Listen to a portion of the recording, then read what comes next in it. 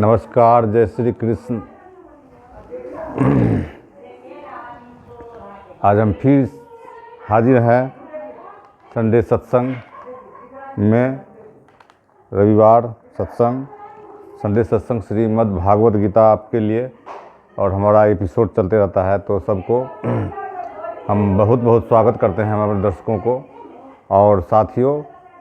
और भगवान श्री कृष्ण का जो ये गीता है वो बहुत ही अद्भुत ज्ञान का खजाना है और हर एक धर्म पंथ वाले को पढ़ना चाहिए।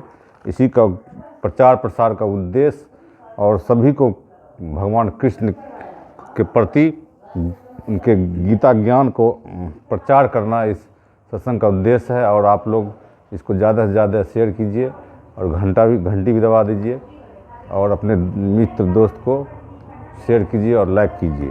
तो फिर आपको संडे को सत्संग में आप गीता सुनाते हैं, उससे पहले आप कुछ जान लीजिए। पहले अपने जीवन का लक्ष्य को कैसे पहचाने। जीवन के लक्ष्य को पहचानने के जो है जे कृष्णामूर्ति का एक लेख है, हम सुनाते हैं।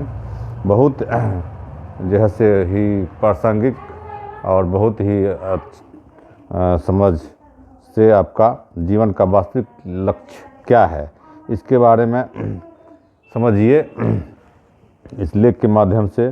सबसे पहले तो यही कि आप इसका करते क्या हैं, आप अपने जीवन में क्या करते हैं। सबसे पहले क्या करते हैं, जीवन का लक्ष्य वही है जो आप इसे बनाएंगे।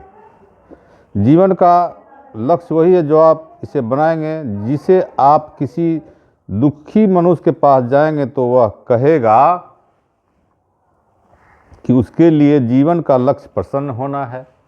स्वाभाविक बात है। जो मनुष्य भूखा जी रहा है उसका लक्ष्य होगा कि पेट भरा होना चाहिए। अगर एक सन्यासी के पास जाएं तो उसका लक्ष्य ईश्वर को पाना है। यह लक्ष्य लोगों को भीतर चाह, कुछ ऐसे पाने की चाह है जो परितोषप्रद तथा आरामदायक हो। वे एक प्रकार की सलामती चाहते हैं और सुरक्षा चाहते हैं ताकि कोई संशय, प्रश्न, व्यग्रता या भय ना हो रहे। इसमें से अधिकांश एक अस्थायी वस्तु चाहते हैं जिससे चिपके रह सके। जीवन के तत्व को अनुभव करना होगा। जीवन के तत्व को अनुभव करना होगा और इसके लिए क्या हम जीवन को सीधे सीधे समझ सकते हैं अथवा हमें जीवन को अर्थ प्रदान करने के लिए किसी तत्व का अनुभव करना होगा। क्या वह तत्व प्रेम है?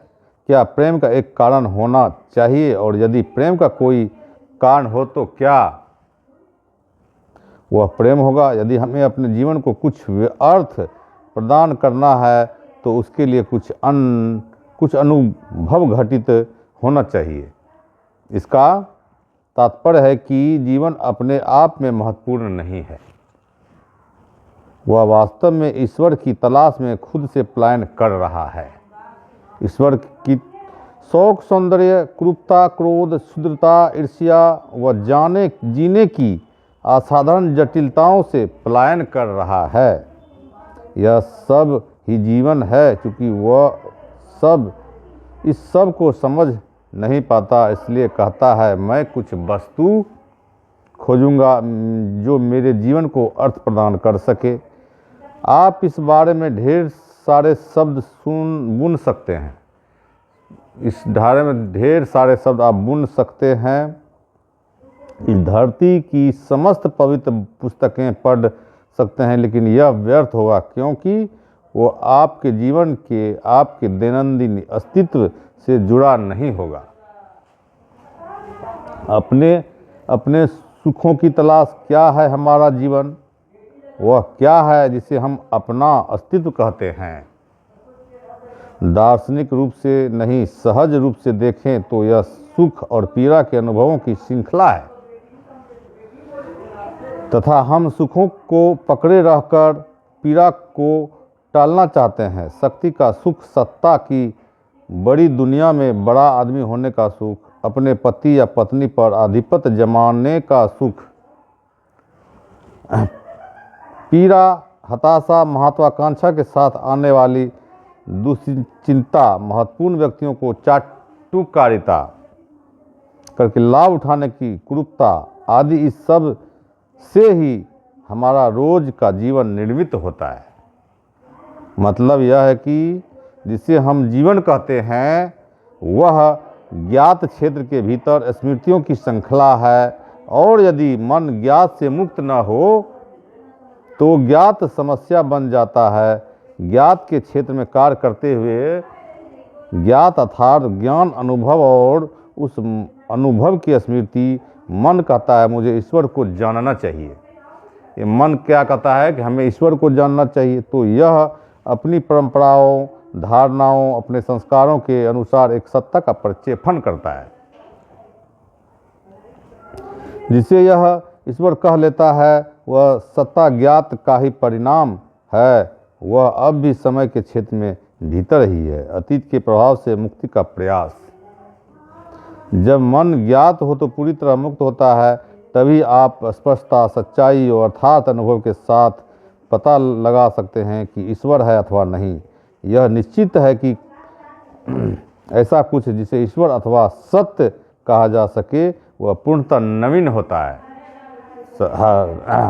आपकी पहचान के दायरे में नहीं होता। यदि वह मन से, ज्ञान से, अनुभव से, विचार से संचित किए हुए सद्गुणों से इस तक जाने की कोशिश करता है तो वह ज्ञात के क्षेत्र में रहते हुए अज्ञात को ग्रहण करने की चेष्टा कर रहा होता है, जो संभव नहीं है।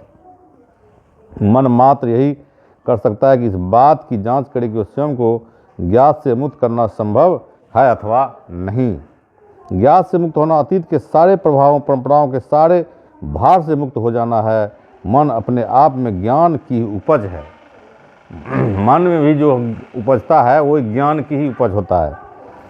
मन इसे समय द्वारा यह मैं और यह मैं नहीं के रूप में गढ़ा जा सकता है। जो द्वैत का द्वंद्व है वह ज्ञात चेतन और अचेतन स्तर पर ही पूरी समाप्त हो जाता है। मेरा कहना है, और यह बातें मैं केवल सिद्धांत नहीं कर रहा हूँ, इसका समाप्त होना संभव है, तब आप कभी नहीं पूछेंगे ईश्वर है अथवा नहीं है, क्योंकि ऐसा मन अपने आप से अपरिमेय होता है। प्रेम की भांति इसकी अपनी निरंतरता होती है। तो हम आपको सुनाते हैं अध्याय, आपको भगवान श्री कृष्ण के गीता का ज्ञान का अध्याय सुनाते हैं। अभी तो सुनाए संक्षेप में एक लेख। अध्याय 6, आत्मसंयोग, आत्मसंयम योग।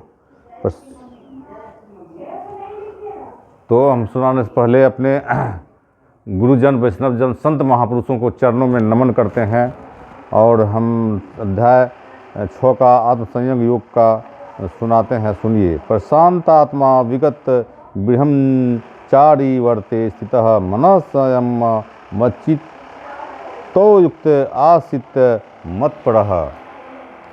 अध्याय का हिंदी बताते हैं संक्षेप में, सुनिए और ध्यान से सुनिए साथियों। बहुत ही महत्वपूर्ण अध्याय है। अध्याय 6, आत्मसंयम योग अथवा ध्यान योग। आत्मसंयम का योग और ध्यान का योग के बारे में इसमें बताया गया है। इस अध्याय में 47 श्लोक है। 5वें अध्याय के अंत में ध्यान योग के विषय में संक्षेप में कहा गया। ध्यान के लिए शरीर, इंद्रियां और मन का संयम आवश्यक है। इस कारण अध्यात्म का नाम आत्म संयम योग भी रखा गया है। इसलिए यह अध्याय का नाम आत्म संयम योग भी रखा गया है। निष्काम कर्म से अंतःकरण की शुद्धि होने पर ध्यान योग का अनुष्ठान सरलतापूर्वक होता है। आत्मिक उन्नति के लिए स्थूल से सूक्ष्मतर साधना का क्रम है। ध्यान की साधना के लिए पूर्व तैयारी आवश्यक होती है। आत्म विकास का लक्ष्य ध्यान द्वारा कैसे प्राप्त किया जाता है, यह इस अध्याय का विषय है। ध्यान योग की सहायता से चंचल मन को अभ्यास और वैराग्य का सहारा लेकर आत्मरूप हुआ जाता है। ध्यान योग की साधना के लिए भी निष्काम कर्म ही कारण होता है तथा योगारूढ़ हो जाने पर उसका समन ही कारण होता है। जब इंद्रियों की विषयासक्ति तथा कर्मासक्ति मिट जाती है, सभी विकल्पों का त्याग होता है, वह स्थिति योगारूढ़ कही जाती है। ध्यान योग का प्रयास स्वयं ही करना है, क्योंकि जिसने अंतःकरण को बस में कर लिया है वह स्वयं ही योग में सहायक है, परंतु जिसका अंतःकरण वश में नहीं है वह स्वयं विधन करता भी है। योगी सभी प्रकार द्वंद्वों से रहित, जितेंद्रिय, अपरिग्रही तथा आत्म शोध में रत, सभी व्यवहारों में समबुद्धि रहता है। योगी को एकांत में अकेला, आशा रहित एवं अपरिग्रही होकर साफ की गई शुद्ध भूमि में आसन, जो नीचा न हो और न ऊंचा, पर बैठकर मन को एकाग्र करके, आत्म शोध के लिए मन को एकाग्र करके, इंद्रियों से सक्रिय होकर शरीर, सिर और गर्दन को एक सीधे में रखता हुआ, दिशाओं की ओर न देखकर नासिकाग्र भूमध्य को देखता हुआ, ब्रह्म के चिंतन में भय रहित होकर बैठना चाहिए। इस प्रकार का योग सम्यक आहार, विहार, निद्रा, चेष्टा से ही सिद्ध होकर दुख नाशक होता है। जब विनियमित चित्त आत्मा में ही स्थित हो जाता है, तब सभी कामनाओं से निष्प्रिय होने पर योग युक्त कहा जाता है।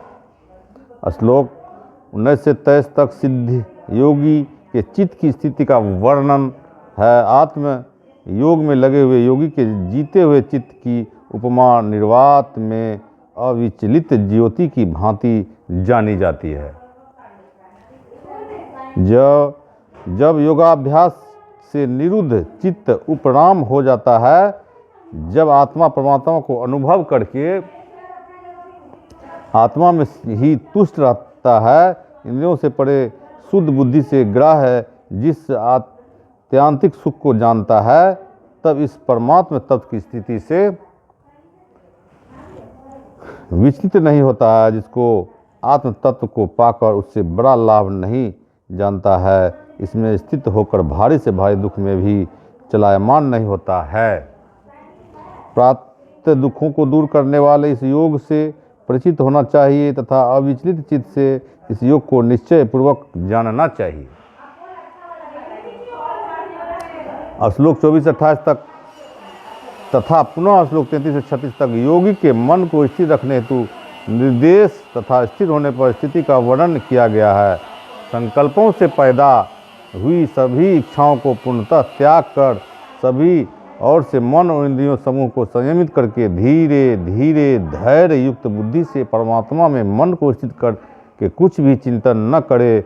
अस्थिर चंचल मन जहाँ जहाँ जाता है वहाँ से रोक कर आत्मा परमात्मा के वश में ही ले आए। इस पाप रहित ब्रह्म भूत सभी और से शांत मन वाले, शांत रजोगुण वाले योगी को उत्तम सुख की प्राप्ति होती है। पाप रहित योगी इस प्रकार निरंतर अपने को सुख से लगाकर ब्रह्म प्राप्ति रूप अत्यंत सुख को प्राप्त करता है। श्लोक 29 से 32 तक सिद्ध योगी के व्यवहार स्थिति का विवेचना किया गया है। परमात्म भाव में स्थित सर्वत्र समदर्शी योगी जो हैं, सभी प्राणियों में स्थित परमात्मा को और सभी प्राणियों को परमात्मा में स्थित देखता है। श्री भगवान कहते हैं, जो मुझे सभी जगह देखता है और सभी को मुझ में देखता है, सभी जगह हमको देखता है और सभी को मुझ में देखता है, उसके लिए न मैं अदृश्य होता हूँ और न वह मेरे लिए अदृश्य होता है। जो सभी प्राणियों में स्थित मुझे एक की ही वर्तमान की तरह सेवा करता है, सब प्रकार से वर्तता हुआ भी योगी मुझ में ही रहता है। हे अर्जुन, जो आत्म की उपमा से सर्वत्र सम ब्रह्म को देखता है,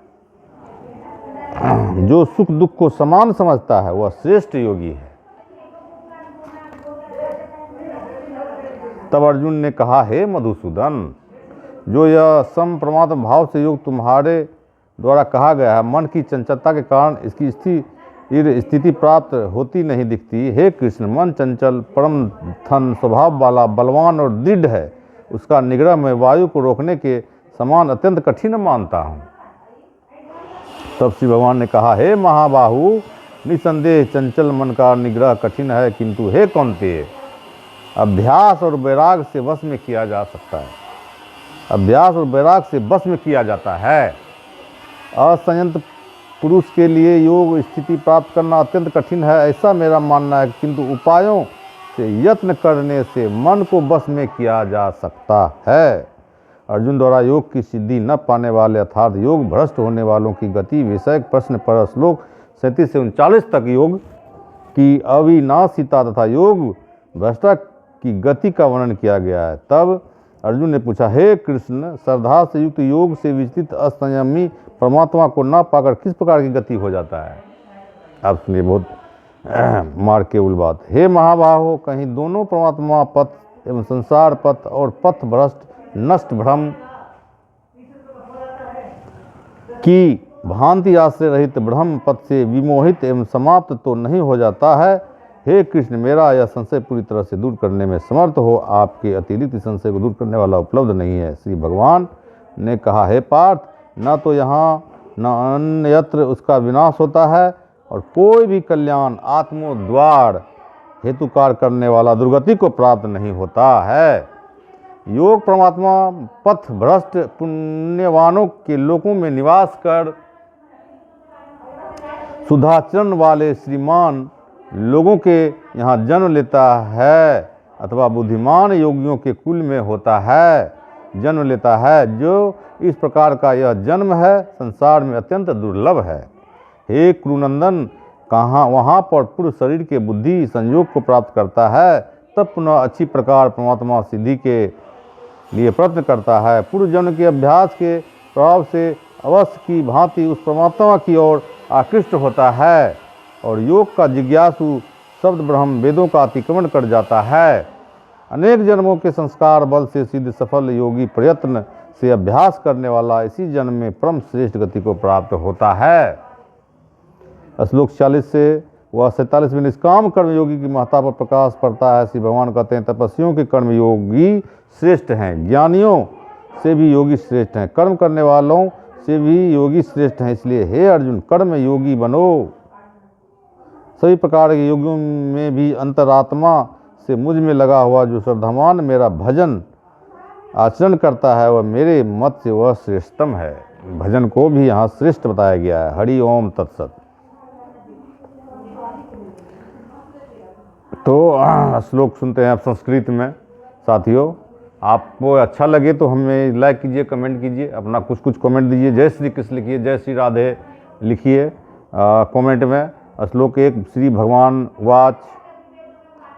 उवाच अनाश्रितः कर्म फलम कार्य कर्म करोति यः स सन्यासी च योगी च निरग्निर्द सक्रियः।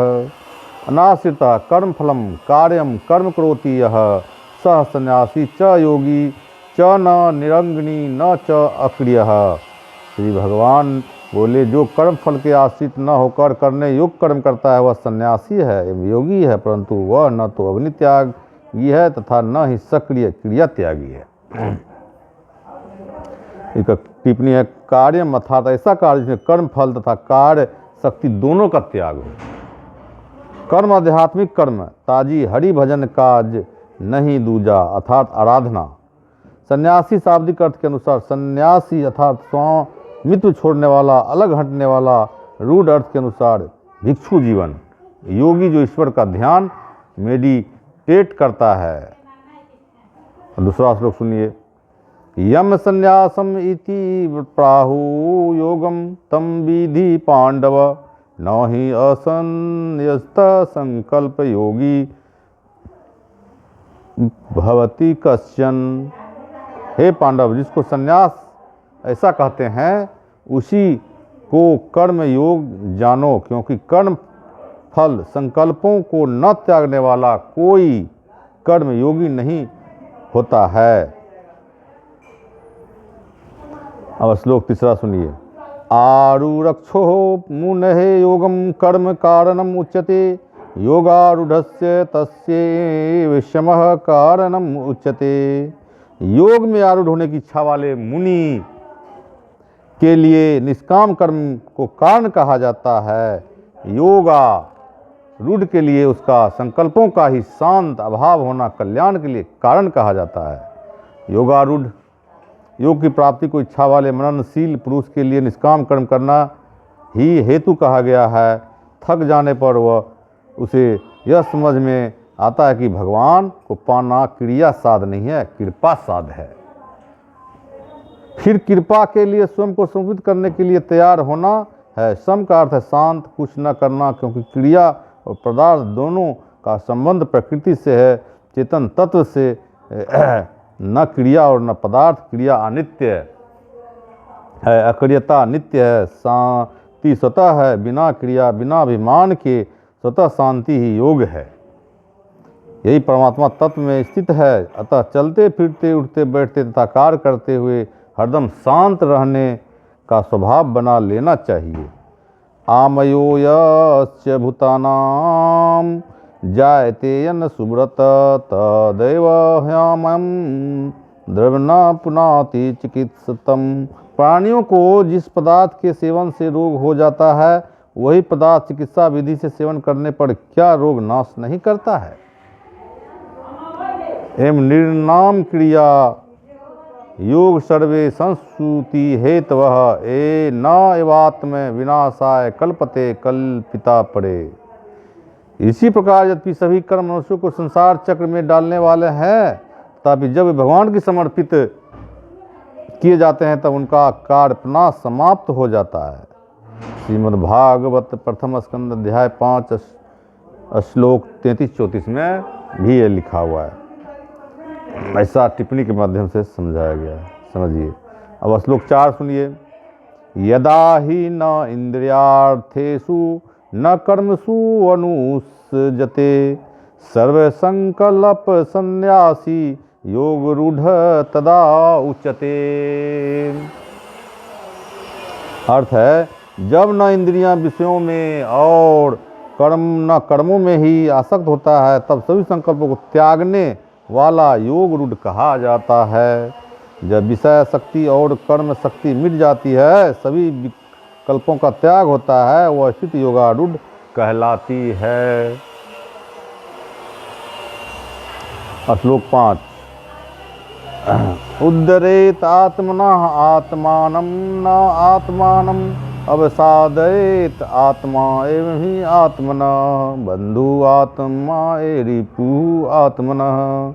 अपने द्वारा अपना उद्धार करे, अपने द्वारा अपना उद्धार करे, अपनी उपेक्षा न करें, क्योंकि मनुष्य आप ही अपना बंधु हैं, आप ही अपना शत्रु हैं। परम ज्ञान के लिए भीतर बैठे गुरु की शरण में जाना होगा। कोई अन्य गुरु तुझे परम ज्ञान नहीं देगा, यह देने वाली चीज़ नहीं है और न लेने वाली है, इसलिए अपनी उपेक्षा न करें। आत्मा 2 अर्थों में प्रयुक्त हुआ है। पहला आत्मा सेल्फ और दूसरा अहम ईगो। आत्मा के द्वारा अहं का उद्धार करें, अहं को गिराए नहीं। आत्मा ही अहं का मित्र है, आत्मा के विपरीत होने पर अहम शत्रु है। श्लोक 6 सुनिए। बंधुआ आत्मा आत्मनः तस्येन आत्मा एव आत्मना जितः नात्मनः तु शत्रुत्वे वर्तते आत्मा एव शत्रुवत। जिसने आत्मा के द्वारा अपने को जीत लिया है, उसका आत्मा अपना बंधु है, परंतु आत्मा को न जानने वालों के लिए आत्मा ही शत्रुवत शत्रुता का व्यवहार करता है। टिप्पणी सुनिए। महाभारत के युद्ध में कृष्ण ही आत्मा के प्रतीक हैं, जो देवीय गुण पांडवों के साथ हैं, तथा भौतिक संपदा के लोभी आसुरी गुण रूप में कौरवों के सेनापति भीष्म अहं के शत्रु के रूप में खड़े हैं। 7वां श्लोक सुनिए। जितात्मनः प्रशांतस्य परमात्मा समाहितः शीतोष्ण सुख दुःखेषु तथा मानं पमानयोः।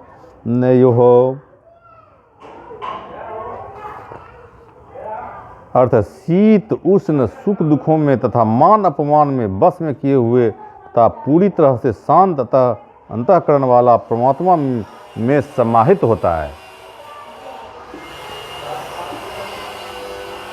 टिप्पणी है, समा है तो उसके लिए परमात्मा के सिवा अन्य कुछ है ही नहीं। श्लोक 8वां सुनिए। ज्ञान विज्ञान तृप्त आत्मा कुटस्थ विजित इंद्रिय युक्त इति उच्यते योगी समलोष्ट अस्म कांचवन। मन ज्ञान विज्ञान से तीव्र अंतःकरण निर्विकार जितेंद्रिय मिट्टी पत्थर स्वर्ण में संभाव वाले योगी को भगवत प्राप्त ऐसा कहा जाता है, ऐसा कहा जाता है। ज्ञान एक से अनेक होने को जानना अर्थात सिद्धांत को जान लेना, विज्ञान अनेक से एक होना जानना अर्थात अनुभव में जाना, युक्त संभाव वाले सावधान अतिथियों में न रहने वाला भगवत प्राप्त कुटस्थ अपरिवर्तनीय स्थिति वाला। श्लोक 9वां सुनिए, इसको यहीं तक आप रखेंगे, लास्ट श्लोक सुन लीजिए 9 सुनिए। सहृत मित्र अरि उदासीन मध्यस्थ देश बंधुषु साधुषु अपि च पापेषु समबुद्धि विषयते।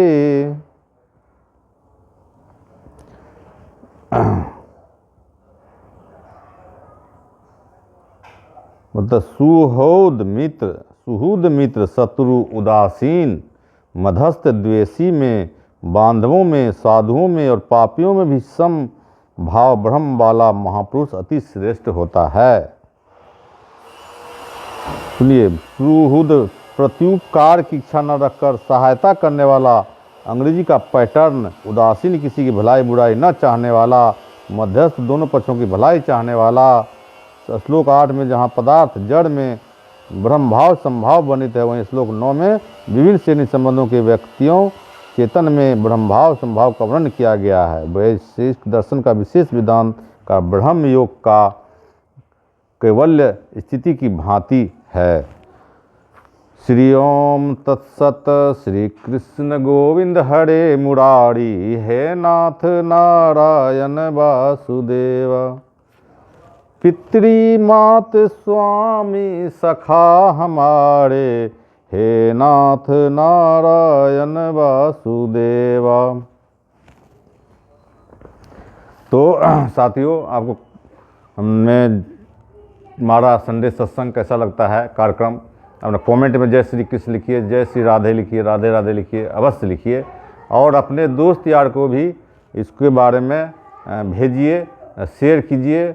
और चैनल पर नया है तो नोटिफिकेशन दबा दीजिए टन से, जो हम कोई वीडियो अपलोड करें तो उसकी सूचना आपको मिल जाए। और आज यहीं तक रखेंगे संडे सत्संग का ये एपिसोड, ये धारावाहिक तौर पे हमारा संडे सत्संग का नाम दिए हम अपने कार्यक्रम का चलते रहता है। तो आप लोग अपना विचार भी कमेंट के माध्यम से दीजिए।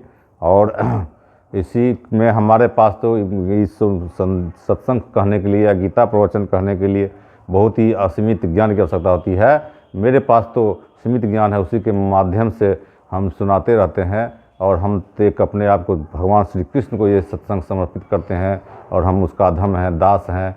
हमारे पास उतना ज्ञान नहीं है कि हम पूरा अच्छे से आप लोग अच्छा लगे। जितना हमारे पास है छोटी सी ज्ञान हो अधम समझ के, और कुछ श्लोक में अधिकतम हो जाए न्यूनतम हो जाए उसके लिए हम क्षमा प्रार्थी हैं। भगवान के चरणों में समर्पित करते रहते हैं श्रीमद् भगवद गीता। और आप लोग अपना सुझाव अवश्य देने का कष्ट करेंगे। और कमेंट बॉक्स में जय श्री कृष्ण, जय श्री राधे, जय ओम नमः शिवाय, जय भोले कुछ भी लिखने का कष्ट करेंगे। इसी के साथ साथियों, तब तक के लिए नमस्कार, जय हिंद, जय श्री कृष्ण, जय श्री राधे।